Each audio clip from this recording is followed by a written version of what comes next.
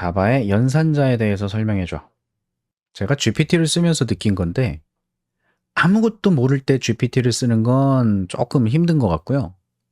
내가 뭘 좀 안다. 그러면 GPT를 활용하면 굉장히 도움을 많이 받을 수 있는 것 같아요. 자, 자바에서 연산자란 무엇이냐? 변수나 값에 대해서 뭔가 연산을 수행하기 위한 기호다.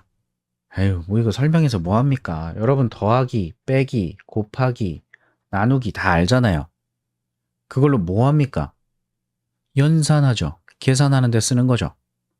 그런 약속된 기호들이 더 있는 거예요. 그래서 산술, 일반적인 우리 수치 계산하는 연산자가 있고, 크기가 크냐, 작냐, 같냐, 다르냐 이런 것들을 비교하는 연산자가 있고, 그 다음 논리 연산자, 요거는 참거짓을 활용하는 연산자가 있고요. 그 다음 값을 복사해서 대입해주는 연산자가 있고, 일반적으로 자주 사용하진 않지만 비트 단위로 연산하는 연산자가 있다. 그래서 거기에 대한 설명이 나오고 있죠. 산술 연산자. 모르는 게 없어요. 더하기, 빼기, 곱하기, 나누기까지. 이건 설명드릴 게 없는 것 같고요. 나머지 연산. 퍼센트를 쓰면 나머지를 구하기 위해서 씁니다. 이제 수학하시는 분들은 모드 연산이라고 아시죠? 모드. 그래서 10 나누기 3 했을 때와 10 나누기 3 했을 때 결과가 다르다는 거. 둘 다 나누기인데 얘는 몫을 취하는 거기 때문에 10 나누기 3 하면 3이고요. 얘는 나머지를 취하는 거기 때문에 3 나누기 3 하면 1입니다. 이게 다예요. 나머지 연산 어디다 쓰죠? 짝수, 홀수, 배수 이런 거 구할 때 씁니다.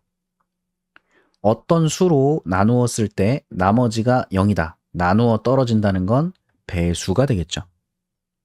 2를 가지고 놀면 나머지가 0일 때는 짝수다. 나머지가 1일 때는 홀수다. 이런 걸 판단할 수도 있고요. 이게 기본이에요. 그 다음 많이들 헷갈리시는 증감 연산자. 전위 연산과 후위 연산 이렇게 두 가지가 있어서 좀 불편한데 자, 아주 좋아요. 예시가 있죠. 이거 공부하기 너무 좋은 거예요. 예시 한번 볼까요? 자, 이렇게 들어가 있어요. 이걸 여러분은 그림을 그릴 줄 아셔야 됩니다. 첫 번째 줄부터 순서대로 여러분이 JVM이 돼서 이 코드를 실행한다면 이라고 생각하고 보시는 거예요. A는 10이다. B는 5다. 이런 거 그릴 수 있어야 됩니다. 자, 그 다음 이거 전부 다 변수 만드는 거예요. 앞에 자료형이 써 있고 뒤에 이름이 있죠. 변수 만드는 법. 자료형을 쓰고 이름을 쓴다. 그래서 sum이라는 변수가 있고요. 이 sum이라는 변수에 a 더하기 b라고 했으니까 얼마가 들어가겠어요? 15가 들어간다. 당연한 거죠. 자, 그 다음 a에서 b를 빼요. 10에서 5를 빼면 5가 남죠? 그 5가 diff라는 변수에 들어간다. 마찬가지 50이 들어간다. 아까 몫과 나머지 두 가지라 그랬죠? 10을 5로 나누면 몫이 2다. 10을 5로 나누면 나머지가 0이다. 다 납득되시죠? 네, 여기까지 써줬는데 GPT가 이 자식이 일을 하다 말았어요. 증가연산, 감소연산 두 개 합쳐서 증감연산자라고 하는데 이거를 예제를 안 써놨네요. 이 자식이. 요거는 유명한 예제가 있습니다. B에 A 뿔뿔 C에 뿔뿔 A A, B, C. 자, 여러분이 생각해 봅시다. 이 뿔뿔이나 마이너스는 그냥 1을 증가시키거나 1을 감소시키는 기능을 갖고 있는 연산자예요. 근데 앞에 붙어 있으면 전위, 뒤에 붙어 있으면 후위라고 하고 이 연산자는 단항 연산자입니다. 항을 하나 가지고 있는 하나의 항을 대상으로 동작하는 연산자다. 그래서 A를 대상으로 동작하고요. 여기도 A를 대상으로 동작을 해요. 전위 연산은 P 연산자를 먼저 증가시키거나 감소시키는 일을 하고요. 후위일 경우에는 일단 피연산자가 다른 연산에 사용이 되고 가장 나중에 동작이 됩니다. 그러면 그림을 그려봐요. A값, 출력이 얼마 될까요? A에는 10이 들어있어요. B에는 얼마가 들어가죠? B에는 이거 후위 연산이니까 P연산자 A의 값을 B로 복사하는 일을 먼저 합니다. 그럼 B엔 얼마가 들어오겠어요? 그대로 10이 들어옵니다. 그 다음 연산이 되어서 A 값이 변해요. 이렇게 11이 됩니다. 그러면 다음 C라는 변수에는 뭐가 들어올까요? A 앞에 전위로 뿔뿔이 있으니까 A를 먼저 증가시켜요. A가 12가 되고요. 그렇게 12가 된 A가 복사돼서 C에 들어옵니다. 그러니까 먼저 증가시키고 사용할 거냐, 아니면 사용이 끝나고 마지막에 증가시킬 거냐. 단순하게 앞에 있으면 먼저, 뒤에 있으면 나중에. 별게 아니에요. 이게 왜 헷갈려요? 이런 그림을 못 그려서 헷갈려요. 그림을 왜 못 그려요? 변수가 뭔지 몰라서요. 변수를 왜 몰라요? 프로그램이 메모리에서 동작된다는 개념이 없으니까요. 결국 여러분이 코딩 공부, 이런 언어 공부를 할 때 중간에 어려움을 느끼는 이유는 앞서서 설명된 베이스가 없기 때문인 겁니다. 12, 10, 12라고 출력이 되는지 확인해 볼게요. 다행이다. 틀렸을 수도 있으니까. 이게 설명하다 보면 가끔 꼬이면 헷갈려서 틀릴 때도 있거든요. 자, 요렇게 나왔어요. 뭐 별거 있나요? 뭐 없죠. 자, 그럼 이어서 비교 연산자가 있는데 딱히 눈으로만 봐도 이해 다 하실 것 같아요. 는을 같음으로 표현합니다. 일반적으로 우리 는이 같다라는 등호잖아요. 근데 는을 뭐에 쓰고 있어요, 지금? 프로그래밍 언어에서는 대입하는 데 쓰고 있습니다. 오른쪽 값을 왼쪽으로 복사하는 데 사용하고 있어요. 그래서 두 개를 썼을 때 이걸 같다라는 의미로 표현하도록 하고, 마찬가지 우리 이런 거 알죠? 같지 않다라는 거 표현하는 기호. 이걸 위해서 느낌표를 쓰고 있습니다. 느낌표는 not, 부정한다라는 의미를 갖는데 그걸 활용해서 느낌표 는이라고 하면 양쪽에 있는 피연산자 두 개가 같지 않다라는 걸 표현하게 됩니다. 그리고 뭐 크다, 작다, 크거나 같다, 작거나 같다 라는 표현이 있어요. 이것들 전부 결과는 true 아니면 false를 나타내는 방식으로 동작을 합니다. true 아니면 false. 결과가 그래요. 그래서 예시에 이런 식으로 나와 있네요. 15 두 개가 있는데 A와 B가 같냐? A와 B가 같아요? 아니죠. 그래서 false가 나올 거고, A가 B보다 크냐? 라는 걸 묻는 거니까 A가 크죠? 그래서 true가 된다. 그래서 이 크기에 따라서 내가 코드를 이렇게 저렇게 흘러가게끔 제어를 해야 될 때 활용하게 됩니다. 아주 자연스럽게 쓸 수 있는 녀석이에요. 비교 연산자. 자, 그 다음 또 많이 사용되는 연산자인데 논리 연산자입니다. 얘는 불리언 값을 활용해서 여러 개의 조건들과 연계할 수 있는 기능을 가져요. 이게 무슨 얘기냐? 자, 요렇게 ampersand 두 개가 있죠. 요거 키보드에 있어요. 숫자 7. 숫자 7을 쉬프트를 누르시면 ampersand라는 문자가 찍힙니다. 요거 두 개를 쓴 거예요. 그리고 여기 지금 표시가 안 됐는데요. 이렇게 생긴 문자가 있어요. 이게 키보드에서는 백슬래시 있죠. 백슬래시. 백슬래시를 두 번 쓴 겁니다. 두 번. 백슬래시 두 번. 요거 지금 이 백슬래시 문자 때문에 제대로 안 나온 것 같아요. 논리 5어. 그 다음 느낌표 하나. 요거는 부정하는 겁니다. true는 false로, false는 true로 뒤집어주는 역할을 한다고 보시면 되겠고요.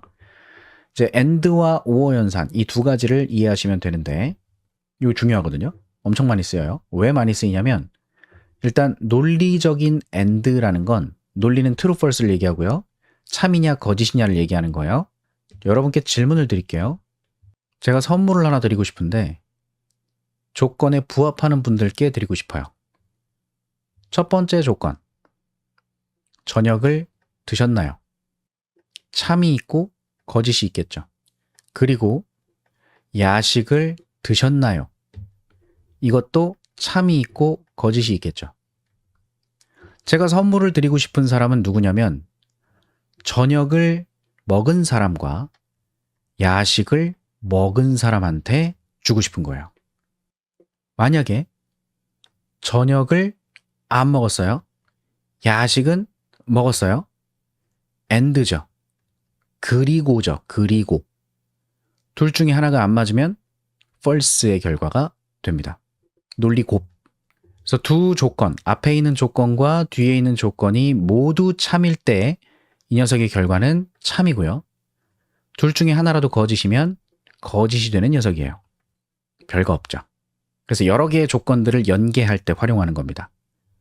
마찬가지로 논리 5어 연산은 또는이에요. 또는 이거는 앞에 있는 조건과 뒤에 있는 조건이 둘 중에 하나라도 참이면 참을 만들어주는 녀석이에요.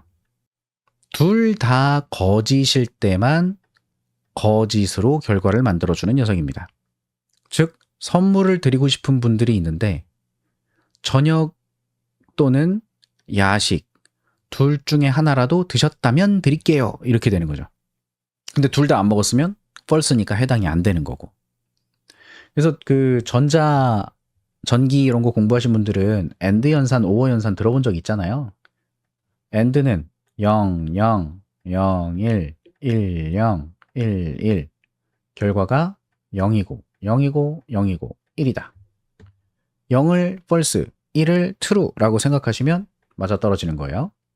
OR는 0, 0, 0, 1, 1, 0, 1, 1일 때 하나라도 참이면 참이 되는 요 개념 다 아시니까 그거 활용하는 겁니다. 자, 그 다음 대입 연산자. 이건 이미 알고 있는 거. 하나 쓰면 복사해서 대입하는 거죠. 근데 복합 대입 연산자라고 하는 게 있어요. 지금 여기는 몇 개 안 나왔는데 다른 것들도 같이 쓸 수 있거든요. 자, 더하기는, 빼기는, 곱하기는 뭐 이런 식으로 써요. 그러니까 예를 들면 여기 써 있는 것처럼 A 플러스는 B라고 했을 때 이런 의미입니다. 기존에 있던 A 값과 B의 값을 더해요. 더하면 결과가 나오겠죠? 그 결과값을 다시 A에 대입한다라는 얘기입니다.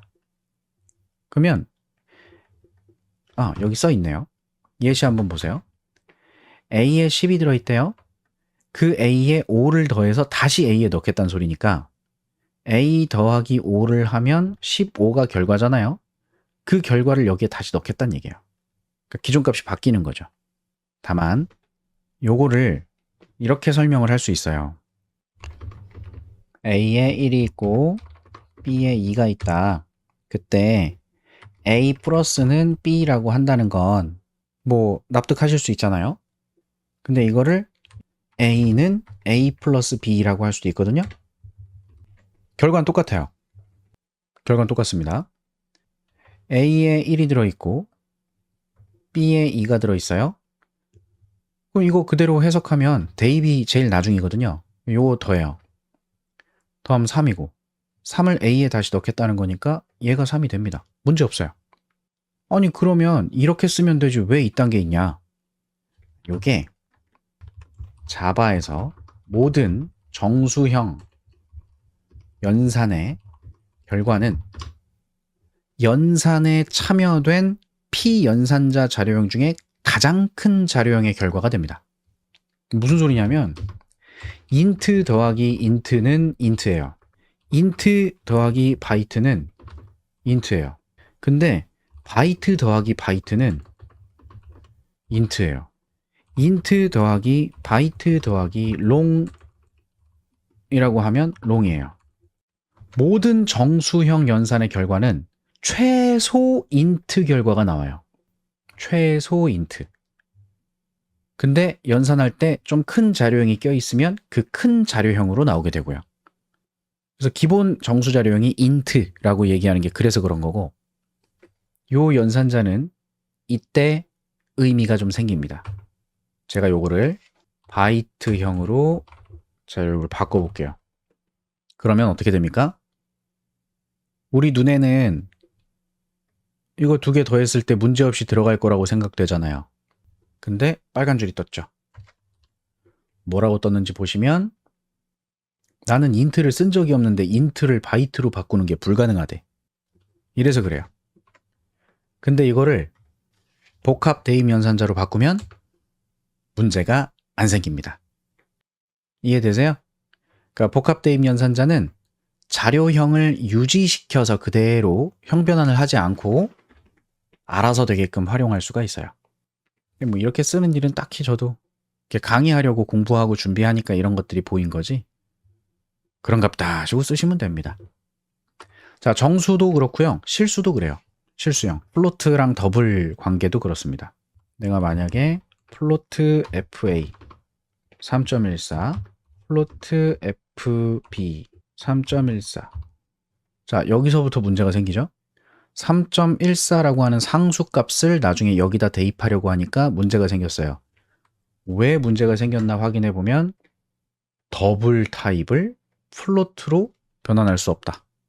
난 더블을 쓴 적이 없는데. 기본적으로 자바 코드에서 실수를 사용하면 더블로 식별을 합니다. 더블 상수예요. 그래서 요거를 이렇게 뒤에다 F라고 표현을 해주면 플롯형으로 식별을 합니다. 근데 문제는 여기서 또 일어나는 거예요. FA에다가 FA 플러스 FB라고 하면 플롯 더하기 플롯 괜찮죠? 자, 근데 이 중에 하나를 더블로 바꾸면 문제가 없네요. 지금과 같은 상황은 잘못된 상황입니다. 뭐가 잘못된 상황이냐면 전 이거랑 똑같은 걸 보여드리고 싶었는데 더블과 플롯이 둘 다 소수점을 표현하는 녀석이긴 한데요. 컴퓨터는 0일밖에 모르죠. 근데 소수점이 있는 숫자는 사실 0과 1 사이의 그 무수히 많은 값들을 표현하는 거잖아요. 컴퓨터는 실수를 제대로 표현할 수가 없거든요. 그래서 그 비트 자료형을 가지고 소수점을 기준으로 해서 이 부분은 소수점 아래 정밀도를 표현하고 앞쪽은 정수형대를 표현하고 뭐 이런 식의 부동 소수점 방식이라는 게 있는데 더블이 표현하는 방식과 플로트가 표현하는 방식이 서로 달라요. 그래서 이 두 녀석을 같이 연산하는 건 권장되지 않습니다. 그래서 이런 걸 좀 알아두시면 되겠죠. 그래서 복합 대입 연산자 일반적으로 자료형을 유지하면서 기존 데이터 값이 변경되는 연산이 필요할 때 활용할 수가 있는데 좀 편한 대로 쓰시면 됩니다. 자, 그 다음 마지막 나오는 비트 연산자. 이것도 5호 연산, 파이프 기호가 빠졌네요. 비트 연산자도 여러분이 조금 불편해 하실 텐데 간단하게 볼게요. 비트 연산자는 이진수를 단위로 해서 직접 처리하는 연산자입니다. 이게 무슨 얘기냐? 자, 여기 예시가 있네요. 코드 복사. 자, A와 B라는 변수에 5랑 3이 들어있는데 그걸 이렇게 연산하고 있어요. 비트 앤드 연산. 자, 요것도 메모장으로 그려보면 0000, 0000, 0000 이거 지금 32개가 있어야 되는데 너무 많으니까 1바이트 크기만 가지고 표현을 하겠습니다. 그래서 5가 들어있다는 건 0101을 얘기하는 거고 3이 들어있다는 건 0012를 얘기하는 거예요. 그럼 이 두 개를 AND 연산을 한다는 것은 이렇게 아래로 둘 다 1이면 1, 하나라도 0이면 0이 되는 겁니다. 그러니 0, 0, 1이 되겠죠. 리절트에 들어간 값은 1이 된다는 거예요. 이게 비트 연산입니다. 그리고 요거를 이렇게 파이프 백슬래시 버튼을 쉬프트를 누르시면 이런 기호가 나와요.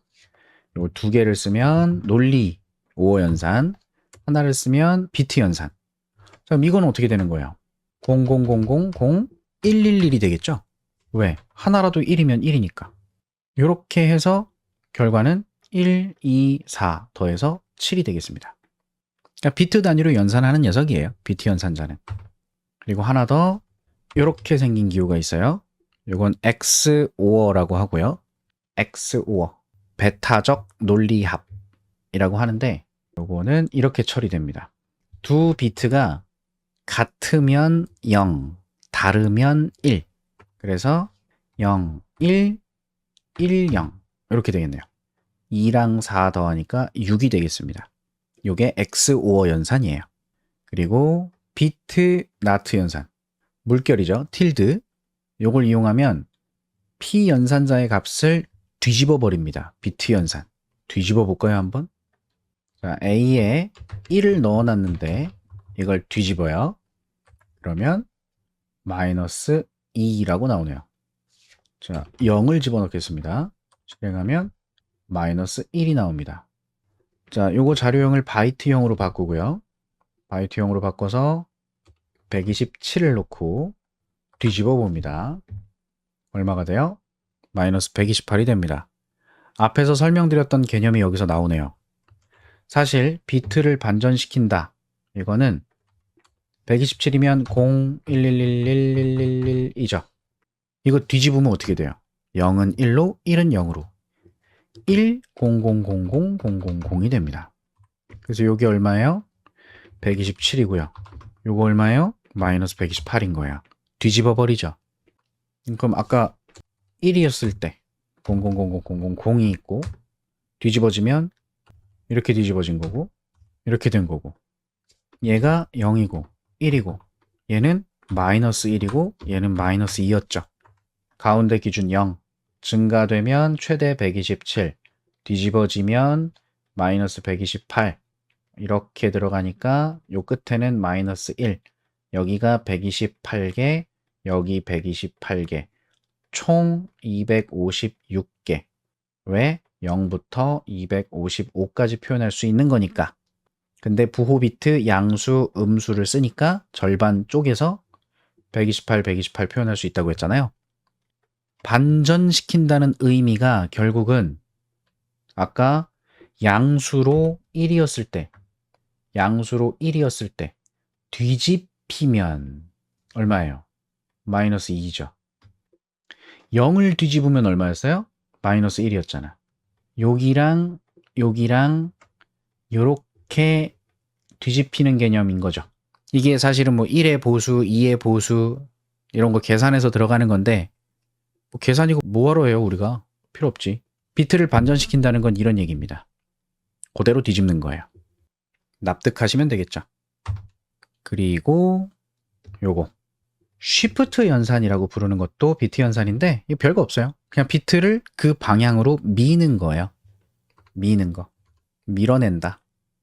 예를 들면 00000001이 있다면 이걸 A라는 변수에 담긴 값이라고 했을 때 A를 이쪽으로 2번 밀겠습니다 라고 하면 저 A 값이 어떻게 되겠어요? 이렇게 되는 거예요. 이렇게 들어있던 값을 밀어내니까 요 끝에 있던 0 두 개가 밀려나겠죠. 그 밀려난 0 두 개는 버려지는 거고 그럼 여기 밀려나서 두 칸의 공간이 남겠죠? 이 공간은 빵으로 채웁니다. 그래서 실제로 여기다가 1을 집어넣고 A에 2칸 보낼래요? 그럼 얼마예요 이거? 1, 2, 4입니다. 4가 체크돼 있죠? 이거 4예요. 이렇게 비트 미는 거예요. 별거 없죠. 그러면 4를 한 번만 이쪽으로 밀겠다. 오른쪽으로. 4를 한 번만 밀겠다. 그럼 A가 얼마가 되겠어요? 00000 밀려서 1 이렇게 되겠죠. 그럼 앞에 부분이 하나 비었었을 거예요. 빈 곳은 부호 비트로 채웁니다.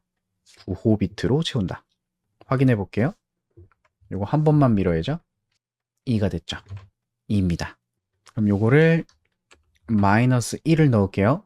마이너스 1을 넣고 오른쪽으로 비트를 이동시키면 자 A의 마이너스 1은 어떻게 생겼죠? 비트로 따지면 아까 0 바로 아래 거 이거죠. 다 1인 거. 이게 마이너스 1이에요.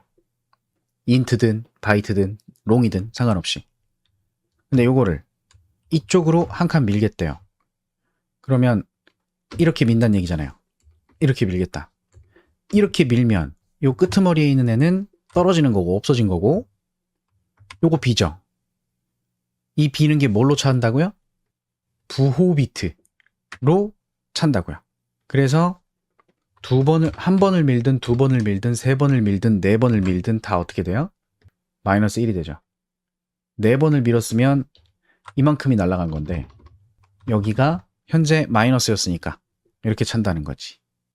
그러면 요거 하나 빼볼까요? 마이너스 2였어요. 마이너스 2였던 녀석을 밀어버리면 마이너스 1이 되겠죠. 뭐. 마이너스 2는 요거니까. 자, 근데요. 그런데 말입니다. 똑같이 마이너스 1인데요. 마이너스 1을 놓고요. unsigned right shift라고 하는 요 비트 연산자는 3개를 써요. 3개. 3개를 쓰면 얘는 unsigned라고 붙였잖아요. unsigned. 부호 비트 상관없이 오른쪽으로 밀어버립니다. 그럼 얘는 어떻게 되냐? 이렇게 됩니다. 무조건 양수로 만드는 요게 마이너스 1이잖아요. 요거를 오른쪽 쉬프트로 한 번 하겠다. 근데 unsigned다. 이렇게 미는 거니까 한 칸 비죠. 그럼 요거는 없어지는 거고, 요게 뭐가 되냐? 0이 됩니다. 무조건 0으로 채워요, 빈 칸을. 그래서 이거 이제 127로 보고 싶었는데 자료형이 바이트인데 연산하고 나면 인트가 기본이라 그랬죠. 기본 자료형이 인트가 돼서 그걸 지금 바이트로 좀 쪼개갖고 보려고 했는데 마이너스 1이 자꾸 나와서 내가 잘못 기억하고 있나 생각하고 있는 거고, 인트로 해서 똑같은 짓을 하면 21억이 나와요. 요건 이제 제가 예상하고 있었던 개념인 거고, 바이트로 했더니 안 나오는데 제가 뭘 착각하고 있는 건지 바이트 자료는 잘 모르겠네요. 이렇게 하면 127이 나와야 되는 거 아니야? 한번 확인해 보게요. 여기 보이시죠? 정수형보다 작은 것들이 연산되면 인트로 기본 동작한다 그랬죠? 그래서 이때 부호가 없는 오른쪽 시프트는 32비트에 대해서 동작을 합니다 라고 하네요. 요거는 어쩔 수 없는 것 같습니다. 그래서 지금 마이너스 1이 계속 나왔잖아요. 연산 결과가 인트 자료이기 때문에 바이트로 바꿀 때 손실이 되는 거죠. 저는 여기를 보고 싶었던 건데 여기가 여기에 있을 줄 알고 계속 얘기를 한 거죠. 바이트로 잘랐으니까 여기 있을 거야 이렇게 한 건데, 그게 아니라 애초에 연산 자체가 인트로 동작을 하다 보니 밀렸을 때 부호가 플러스가 되더라도 바이트로 자르면 이것만 갖다가 집어넣어 버리니까 무조건 마이너스 1이 돼버린 거예요. 그래서 요거는 인트로 그냥 이야기를 하면 될 것 같습니다. 42억 마이너스 1이 인트형이면 올 1이에요. 32개. 근데 그걸 오른쪽으로 한 칸 이동시키면 맨 첫 번째 비트가 B는데 그냥 right shift였으면 부호가 유지되지만 unsigned right shift는 부호를 신경 쓰지 않고 0으로 무조건 채우게 돼 있어요. 그러니까 플러스로 표현할 수 있는 가장 큰 값인 21억이 되는 겁니다. 그래서 무조건 부호로 만들 때, 무조건 양수로 만들 때 이런 쉬프트를 활용할 수 있고요. 지금은 제가 기본적인 비트 연산자의 동작을 설명드린 건데 사실 비트 연산은 좀 특수한 애들이에요. 뭐가 특수하냐면 저도 비트 연산을 많이 쓰진 않는데 처음 비트 연산이 적용되는 걸 봤던 게 그 플래그를 활용할 때 많이 씁니다. 플래그. 자, 이해 안 되시는 분들은 신경 안 쓰셔도 됩니다. 이 플래그가 뭐냐면 우리 지금 1바이트짜리를 기준으로 했을 때 코딩하다 보면 A가 뭐라 세팅돼 있고 B가 얼마로 세팅돼 있고 C가 얼마로 세팅돼 있다. 그래서 이 세 개의 값이 0, 0, 1일 수도 있고 1, 1, 1일 수도 있고 이런 식으로 얘가 얼마로 세팅되어 있는지에 따라서, 또는 얘가 true, false, false 또는 뭐 true, true, true 이거에 따라서 어떤 동작을 결정짓는다고 하면 기본적으로 변수 A는 불리언 변수를 쓰거나 아니면 수치 형태의 변수를 쓰거나 그럴 텐데 이 변수 하나하나를 가지고 관리를 한단 말이에요. 근데 이걸 비트로 바꾸는 거예요. 비트 플래그를 이용해서 요게 1이면 어떤 의미, 요게 1이면 어떤 의미, 요 각각의 비트에다가 의미를 부여해서 쓰는 거죠. 그래서 내가 만약에 뭐 1번부터 8번이라는 핀이 있다. 어떤 속성들이 있다 그랬을 때 1번과 3번을 세팅하고 싶어요. 즉 여기랑 여기를 체크하고 싶어. 그럼 어떻게 해요? 내가 체크하고자 하는 하나, 둘, 셋, 넷, 다여, 일곱, 여덟. 체크하고자 하는 값. 요게 얼마죠? 1, 2, 4, 8, 16, 32, 64, 128. 128 더하기 32는 160이에요. 그러면 요 속성 값이 처음에 0이었는데 얘랑 160을 5어 연산을 하는 거예요. 그럼 어떻게 되죠?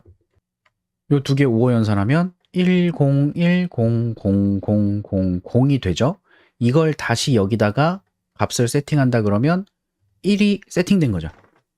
반대로 내가 여기서 128번은 0으로 끄고 싶어요. 요걸 빼고 싶어요. 0으로. 그러면 128이라고 되어 있는 값을 만들어서 10000000이 되겠죠? 요거를 빼줘야 되니까 1을 0으로 바꾸고 싶은 거예요. 1을 0으로. 그러면 요거 하나만 그대로 두고 요거 하나를 왜 둬? 0, 11111111 하나 빼야 되나? 4개, 5개. 요거랑 기존에 있던 얘랑 AND 연산하면 어떻게 돼요? 1, 0, 1, 0, 0, 0, 0, 0. 요거 AND 연산하면 0, 0, 1, 0, 0, 0, 0, 0 해서 요거 원래 1이었던 거 빠지죠. 이런 식으로 비트로 어떤 플래그 값들을 세팅하는데 많이 활용하는 걸 제가 처음 비트 연산을 봤던 곳이에요. 근데 이런 거 말고 이제 물어볼 수가 있겠죠. 비트 연산자 이건 공식 같은 게 있어서 활용한다고 하더라고요. 비트 연산자 활용 예시 여기 나오네요. 특정 비트를 마스킹하거나 확인할 수 있다. 어떤 비트가 체크됐는지 안 체크됐는지 이런 걸 볼 수 있는 거죠. 비트 5어 연산 특정 비트를 세팅할 수 있습니다. XOR 연산은 토글 하는데 쓴다. 켜고 끄고 하는데. 여기 이제 암호화에서도 많이 쓰입니다. XOR 연산은. 비트 다트는 그냥 뒤집는 거. 쉬프트를 이용하면 곱하기 또는 나누기랑 비슷한 개념이 되고요. 그래서 비트의 세팅 확인 뭐 이런 것도 써먹을 수 있고. 그래서 비트 연산을 많이 쓰는 곳은 기계 제어하는 쪽에서 C 언어 갖고 작업할 때 많이 쓰입니다. 그래서 자바로 여러분이 코딩하실 때 비트 연산을 많이 보실 일이 없을 거예요. 그래서 비트 연산은 뭐구나. 요 정도만 납득하시면 될 것 같고요. 그래서 요거까지 해서 정리하시면 될 것 같습니다. 연산자들은 더하기, 곱하기, 빼기, 나누기 할 때 더하기, 빼기가 곱하기, 나누기보다 우선순위가 낮죠. 연산자들의 우선순위가 있어요. 그래서 그런 것까지만 봐주시면 될 것 같거든요. 높은 우선순위를 가지는 것부터 낮은 순서대로 외우실 필요는 없는데요. 쓰다 보면 그냥 적당히 외워지는 거라고 보시면 될 것 같아요. 다른 언어로 가더라도 비슷합니다. 자, 이제 여기 연산자 전체 얼추 나온 것 같거든요. 그래서 괄호, 요건 무조건 제일 먼저. 그래서 내가 우선순위를 잘 모르겠다 그러면 묶어주시면 돼요. 그리고 나중에 공부할 배열, 그다음 이미 써본 점 찍는 거, 뭐 점 이런 거 찍을 때 이런 것들은 먼저 처리돼야 되는 것들이라 알아서 동작을 하는 거고 GPT를 완전히 믿으시면 안 됩니다. 감히 후위 연산이 지금 여기까지 올라와 있어. 3이라고. 구라. 잘못된 거. 얘는 가장 밑으로 내려가야 됩니다. 대입하는 연산자보다도 낮아요. 아까 보셨죠? 는이 있고 나중이 있으면 A를 먼저 쓰고 나중에 A가 증가되거든요. 그래서 잘못된 거예요.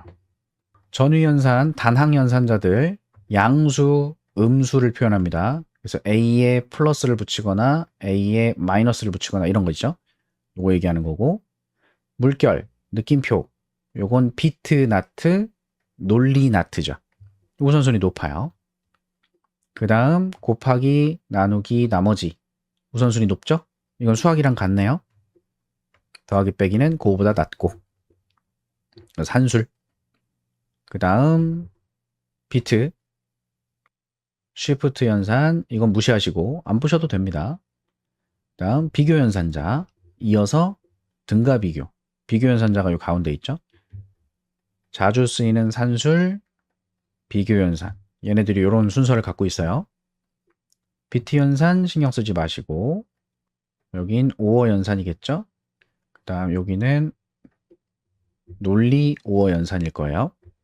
엔드 연산, 오어 연산 두 가지를 놓고 봤을 땐 얘가 조금 더 높다라고 하는데 별로 크게 의미가 없어요. 그 다음에 복합 대입 연산자가 여기 있죠.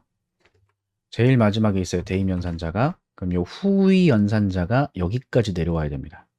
17이 됩니다. 17. 뭐 하나씩 밀리는 거 생각 안 하고 3 없다 치고 17번째. 얘는 가장 밑으로 내려와야 되고요. 그 다음 여기 중간에 3항 연산자가 보이는데 요거까지는 알고 가셔야 되겠습니다. 3항 연산자. 증감 후위 연산자가 왜 3위야? 대입보다 낮은 거 아니야? 아, 그래서 내부 동작에서는 그렇다? 그래, 내가 미안해. 실제 결과적인 동작에서는 제가 설명한 게 맞지만 내부적으로는 그렇다고 하죠. A에 들어있는 값을 먼저 사용할 건데 이 사용한다는 개념이 따로 빼두는 거죠. 따로 빼놓고 얘를 증가시키게 된다. 그 다음에 대입 연산자 때문에 그 빼놨던 값이 대입이 되는 거다. 그렇기 때문에 우선순위 자체는 얘가 더 높다. 뭐 이렇게 얘기하는 거네요. 자, 뭐 어쨌든 우선순위가 있고 3항 연산자 하나 정리하면 될 것 같아요. 자, 3항 연산자는요. 항이 3개 있는 연산자인데요. 물음표랑 콜론 요 두 가지를 기준으로 첫 번째 항, 두 번째 항, 세 번째 항으로 이루어집니다. 첫 번째 건 조건식. 그리고 그 조건식이 참이면, 이 물음표니까 뭔가 물어보는 거잖아요. 이거 참이야?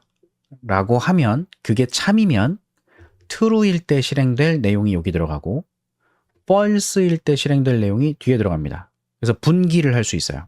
근데 이 분기의 목적은 값 선택입니다. 자바에서. 값을 선택하는 연산자. 그래서 보시면 어떤 값이 있을 때 조건에 따라서 이 조건이 참이면 이 값을 선택해서 사용하는 거고 거짓이면 이 값을 선택해서 사용하는 그런 목적으로 쓰이는 연산자입니다. 생각보다 자주 쓰이기 때문에 3항 연산자는 알아두시면 돼요. 별건 아니고요. 그냥 조건식 하나 주시고 참일 때 어떤 값, 거짓일 때 어떤 값 이렇게 작성해 주시면 되는 연산자입니다. 그래서 얘네들을 활용해서 코딩을 하시면 되고 저는 이 전체를 전반적인 연산자의 내용을 정리하실 수 있는 문제 그걸 하나 드릴까 합니다. 제가 옛날에 C 언어 강의할 때 처음 만났던 예제고 이 예제가 참 생각보다 너무 좋아서 계속 써먹고 있는 녀석이에요. 자, 요게 예제 코드거든요. 요게 예제 코드인데 요거 가지고 이제 연산자가 마무리되면 될 것 같아요. 이걸 그냥 써서 실행을 하면 이런 결과가 나옵니다. 이게 지금 한 번에 안 보이니까 결과가 이렇게 나와요. 그러면 여러분은 이 코드들이 동작되면서 출력이 한 번, 두 번, 세 번, 네 번 나옵니다. 왜 이렇게 값이 나왔는지를 납득하시면 정리가 되겠죠. 자, 그러면 정리를 좀 해볼까요? 하나씩 실행된다고 가정하고 변수를 4개 만들고요. 불리언 변수는 사실 큰 의미가 없어서 안 그려도 됩니다. 그래서 A, B, C, D가 있을 때 5, 6, 10, 0이 들어있어요. 이거 못 그리시면 앞에 영상들 다시 다 보셔야 됩니다. 자, 첫 번째, 요게 동작을 해요. 그럼 이 중에 우선순위가 가장 높은 건 얘입니다. 두 번째가 얘고요. 세 번째가 내부적으로는 얘인데 실질적으로는 얘죠. 그 다음이 얘인 거예요. 요대로 해석을 하면 일단 A를 증가시키래요. A를 증가시키는 거니까 A에 5가 들어있었는데 얘가 6이 되는 거고요. 그 다음 A와 B를 곱합니다. 요거 다음 곱하기 A와 B를 곱하면 36이죠. 66에 36. 그럼 36이 나왔고요. 이 36을 다음 연산자 대입. 그래서 D에 36이 들어가겠죠. 그리고 마지막 요 녀석이 동작을 해서 B 값이 감소합니다. 그래서 6, 5, 10, 36 이렇게 들어있는데 출력값은 A, B, D만 출력했으니까 6, 5, 36이 나온 거야. 납득되시죠? 그대로 이어가는 거예요. 그대로 이어서 다음 얘는 연산자가 하나, 둘, 셋, 넷, 다섯, 6개인데 가장 높은 우선순위는 요 녀석 1번. 그 다음이 산술 2번, 3번. 얘네는 더하기 빼기니까 순서대로 하겠죠. 그 다음에 얘가 4번. 마지막 증감 얘가 5번, 6번이 되겠습니다. 이대로 처리하면 돼요. C를 뿔뿔 C가 11이 되고요. 요거 끝났고 그 다음 A와 C를 더합니다. A와 C를 더하면 17이죠.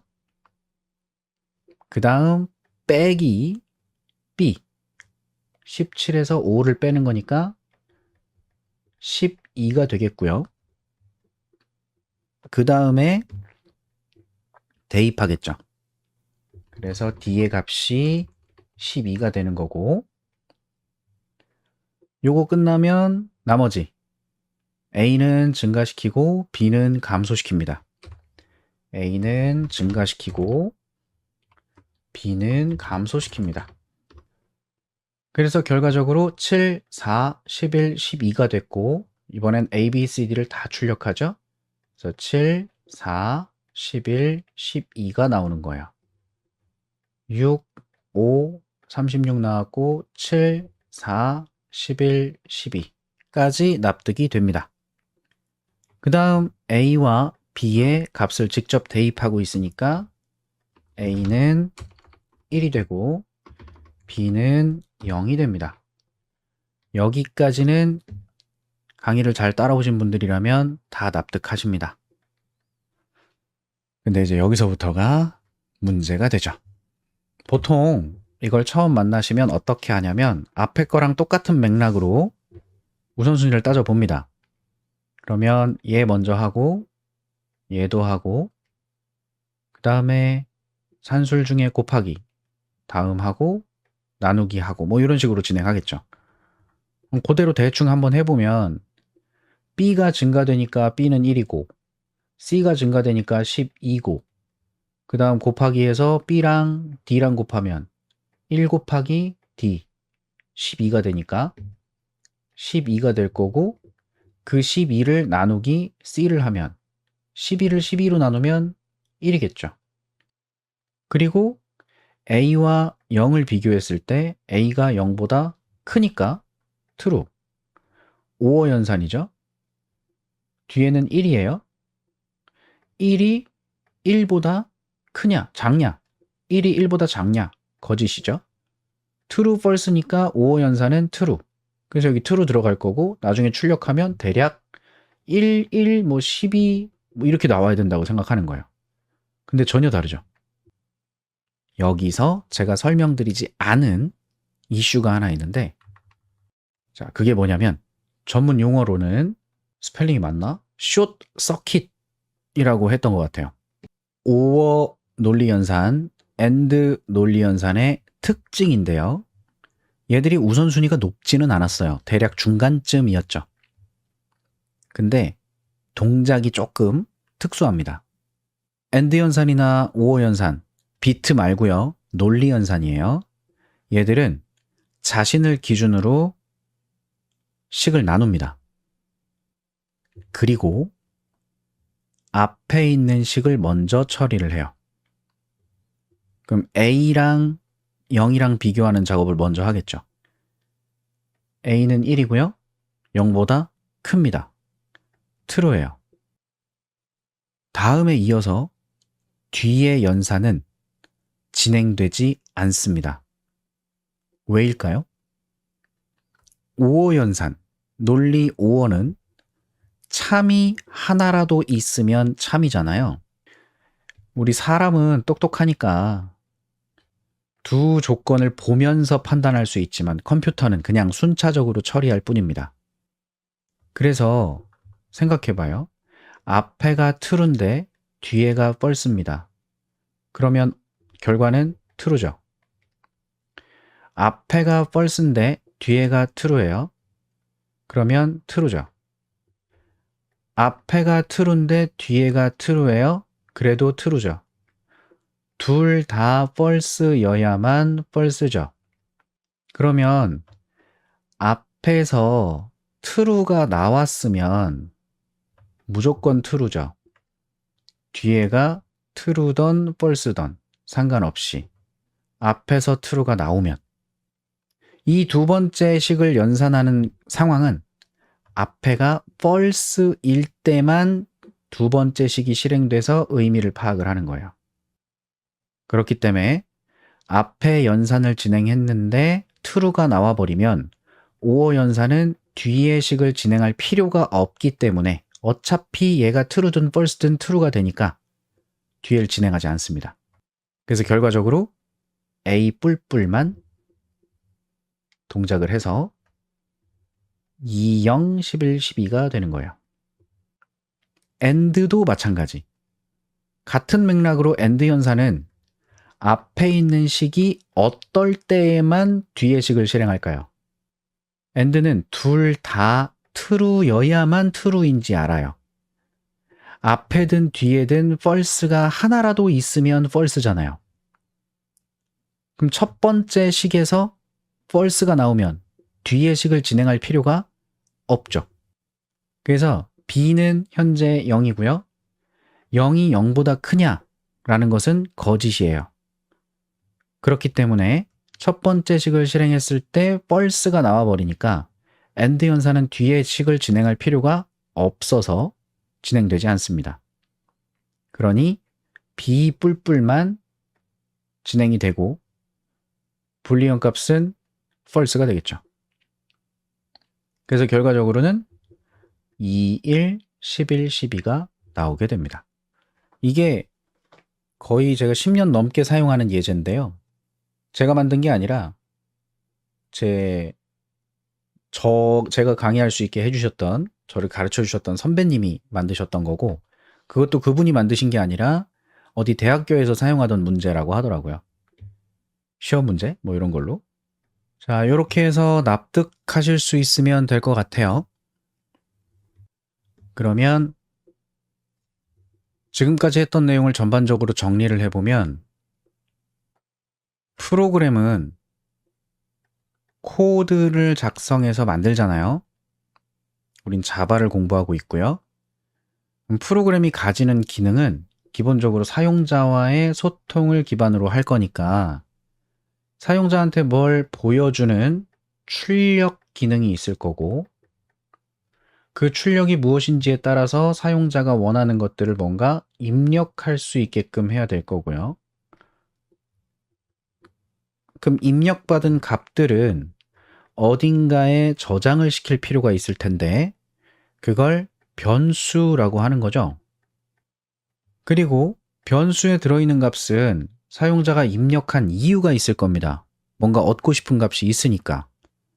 그래서 변수에 들어있는 값들 또는 코드 안에 들어있는 값들을 이용해서 연산을 하겠죠. 연산을 하려면 약속된 기호들이 필요하니까 연산자라는 게 있는 거고요. 그리고 그 연산자를 통해서 연산을 할 때 이 변수들은 메모리상에서 차지하는 크기가 다양할 수 있으니 거기에 따라 자료형들이 있는 거죠. 그래서 이런 것들을 통해서 사용자와 소통하면서 하나의 프로그램이 동작이 되는 거니까 우리가 지금 앞에서 봤었던 사용자에게 출력해 주는 것, 사용자로부터 입력받는 것, 그때 사용되는 값들을 저장하기 위한 변수, 그 변수를 만들 때 메모리상에서 차지하는 크기에 대한 정의, 자료형들, 그 변수들을 활용해서 연산을 하기 위한 기호들, 이런 것들을 가지고 여러분이 코드를 작성하겠죠. 이거 하고 저거 해서 사용자한테 이렇게 출력해주고 사용자가 입력한 값은 여기다 담아가지고 그거 갖다가 어떻게 연산을 해서 결과는 여기다 담은 다음 그 결과를 사용자한테 뭐라고 출력해주면 돼 라고 명령을 내리는 것과 같죠. 코딩을 한다는 건 이 개념이기 때문에 좀 지루하기도 하고 눈에 잘 보이지 않으니까 불편하기도 하고 그럼에도 불구하고 제가 설명을 드릴 수밖에 없는 게 이런 걸 알면 코딩은 그냥 하는 거예요. 그냥 하는 거. 잘 하는 건 이제 개개인한테 달린 거고요. 그냥 코딩을 한다는 건 누구나 할 수 있다는 걸 말씀드리고 싶은 겁니다. 근데 이제 여기까지 진행된 흐름에서 뭔가 더 추가되어야 될 것 같다라는 생각이 드셔야 되겠죠. 그게 뭐냐? 아니, 지금까지 봤던 거 가지고는 그냥 순서대로 작성된 내용대로 그냥 쭉 실행되면 끝나는 거 아니냐.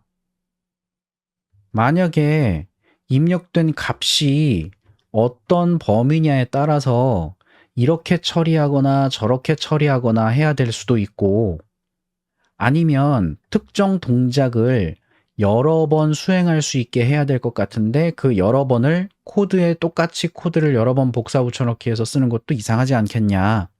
그래서 코드의 실행 흐름을 컨트롤할 수 있는 제어문이 필요해집니다. 제어문은 조건에 따른 분기문이 있고요. 조건에 따른 반복문이 있습니다. 분기문은 if문, 스위치문, 반복은 for문, while문. 그래서 이어지는 강의는 제어문을 공부하는 내용이 됩니다.